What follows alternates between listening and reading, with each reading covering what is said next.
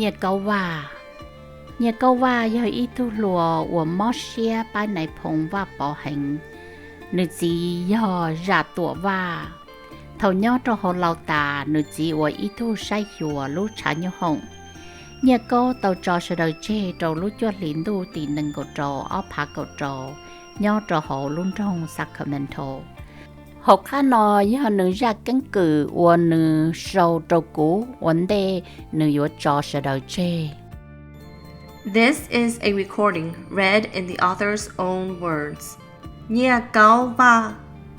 My dad was the oldest son of his family. He had so many siblings, but only 5 survived to adulthood.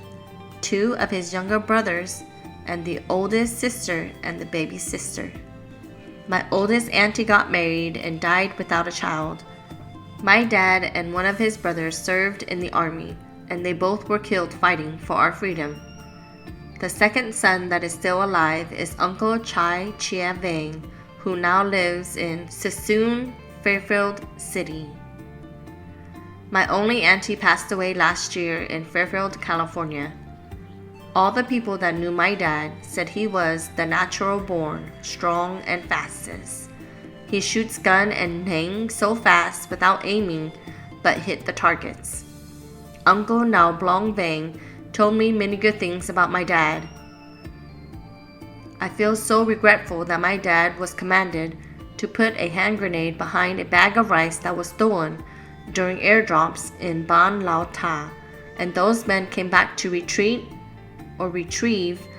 the bag of rice, and the grenade exploded and killed those men. I think those men were relatives of Naimba Nzong Sa Ya of CEEBTOOM. Anyways, because my dad was fast and strong, Colonel Joa Pao Zong and Major Pao Li Mua put my dad in charge of Lao Ta Airport to prevent animal crossing during airplane landing and rice dropping. People were very hungry, and a lot of rice bags were stolen to get more rice instead of sharing through the list of people. Then my dad was given the order for hand grenade hiding behind stolen rice bags so people would be scared and stop stealing rice. My dad was also killed by a hand grenade maybe late May or early June of 1966 when we were in Ban Moke Prai, Mong Plai, Lashi, Jacques Salhao on his military mission back to Lao Ta. That's how I know about my dad's life. My dad's name was Zaj Tshoob. Jatua Ziapochai. I think in 1965 my dad had a tooth pain and went to Vientiane to remove the bad tooth, but instead of removing the bad tooth, the doctor and nurses cut his chin off. Kutsi mutonia naha la jelimo kutsi zia pochai Oto kutsi ki hengli techisa o nengla. My mom was the baby daughter of Mr. Cha Neng Cheng, the father of Peng Zong Shek Cheng and Nai Gong Sai Tu Cheng. I heard that my mom's family was the richest family in Ban Lao Ta. My mom's name is Sia Mi Cheng, Tia Mi Cheng, and she is still alive and lives with me. I was about 7+ years old when my dad was killed. My parents had a total of 9 children, 5 boys and 4 girls. 4 boys died when they were children, and I was the middle son, and I survived to this day. One of my younger sisters died as a child. Now I only have 3 sisters and 1 half-sister. Life without a dad at a young age was very bad, especially during the war and relocating. My life story. I finished 6th grade grammar school in Laos in 1974. In CEEBTOOM, I went to refugee camp Thai school. I started 5th grade to 6th grade to learn Thai and others. I then became a teacher for the Catholic Church in CEEBTOOM for 2 years. Then I quit teaching and became an interpreter for JVA, Joint volunteer agency screening and interviewing refugees to come to the United States of America. I was also the first and last elected as the president of the Youth Association of Catholic Church and Refugee Camp CEEBTOOM. I was very happy and enjoyed my life so much in CEEBTOOM. My wife and I have 5 boys and 1 daughter. The daughter is the baby and she is 27 years old, not married yet. She is currently still going to school at UC Davis. The youngest son is still single with a Hmong girlfriend and they both live and work in San Francisco. Both of them finished their BS, BA degrees. All other sons are married and have children. My oldest son has 5 children, 3 daughters and 2 sons. My second and third sons both have just a boy each. The 4th son doesn't have kids yet. They all are working and having good incomes, not high pays like medical doctors and nurses and lawyers, but okay pay. We came to the U.S. on February 25, 1980, landing in San Francisco and stayed 2 nights in San Rafael. Then flew to Lawton, Oklahoma, where a lot of our relatives lived. In Lawton, Oklahoma, I was offered a job as an interpreter at the welfare department after arriving about 6 months in Lawton, and I worked at the welfare department until August 1981. Then we moved to Richmond, California, where I helped organize the Lao Family Community Incorporation.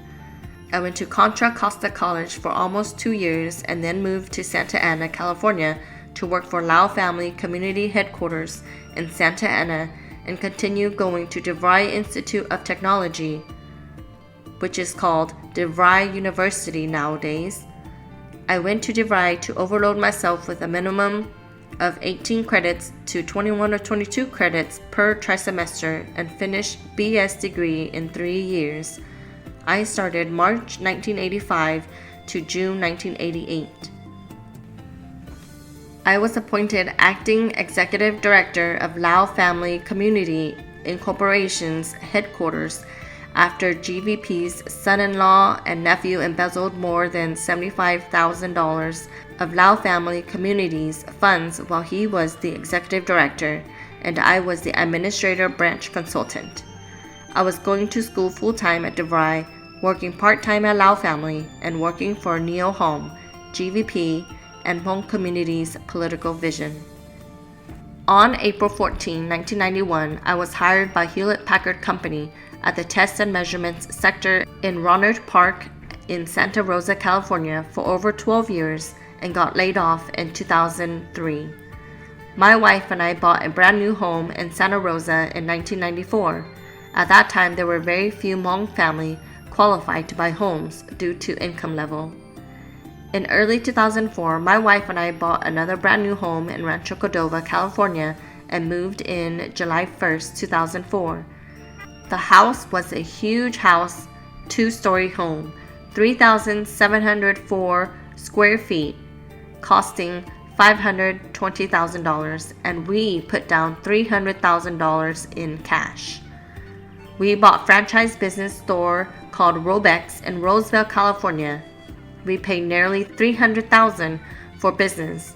Later on, we joined partnership with our singers Chu Vang and Mai Zong to buy a big Chinese restaurant in North Highlands, California.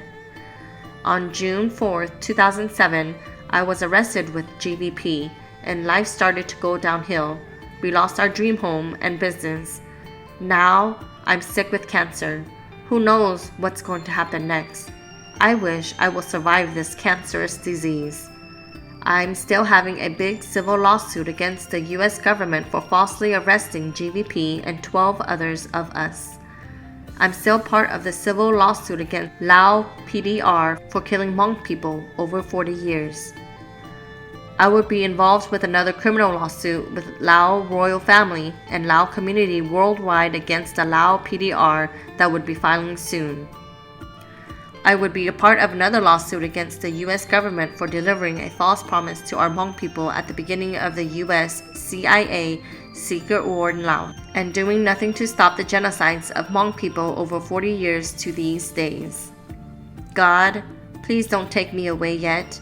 I still have plenty of good things or tasks to do on Earth. Sorry, it's too long and no checking for mistakes or unclear sentences, brother. Now you know me out and in. You are the only person on Earth that got this information, including my children. Finished writing on Tuesday, May 3rd, 2016 at 5:02 p.m. by Nyiaj Kaub Vaj.